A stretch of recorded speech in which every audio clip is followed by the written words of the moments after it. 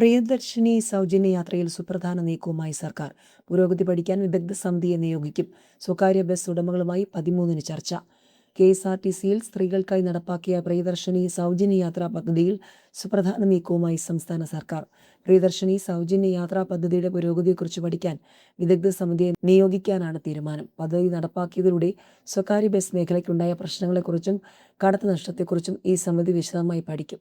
ഇതുമായി ബന്ധപ്പെട്ട പ്രതിസന്ധികൾ ചർച്ച ചെയ്യുന്നതിനായി ഈ മാസം 13-ാം തീയതി സ്വകാര്യ ബസ് ഉടമകളുമായി സർക്കാർ പ്രത്യേക ചർച്ച നടത്താനും തീരുമാനിച്ചിട്ടുണ്ട്. അതേസമയം KSRTC ബസ്സുകളിൽ സ്ത്രീകൾക്ക് സൗജന്യ യാത്ര ഏർപ്പെടുത്തിയതോടെ വരുമാന നഷ്ടം ഉണ്ടാകുന്നു എന്നാരോപിച്ച് സ്വകാര്യ ബസ് ഉടമകൾ ശക്തമായ പ്രതിഷേധമാണ് ഉയർത്തിയിരിക്കുന്നത്. കോഴിക്കോട് ജില്ലാ ബസ് ഓപ്പറേറ്റേഴ്സ് അസോസിയേഷന്റെ നേതൃത്വത്തിൽ കഴിഞ്ഞ ദിവസം പണിമുടക്കും മാർച്ചും നടത്തിയിരുന്നു. പ്രിയദർശിനി പദ്ധതി വന്നതോടെ വരുമാനം കുത്തനെ കുറഞ്ഞു എന്നാണ് ബസ് ഉടമകളുടെ പരാതി. ഇന്ധനവിലയിലെ വർധനവ് കൂടി വന്നതോടെ പിടിച്ചു നിൽക്കാൻ കഴിയുന്നില്ല എന്നും ഉടമകൾ പറയുന്നു. ഈ സാഹചര്യത്തിലാണ് സ്വകാര്യ ബസ് ഉടമകളുമായി സർക്കാർ പ്രത്യേക ചർച്ച നടത്താൻ തീരുമാനിച്ചിരിക്കുന്നത്.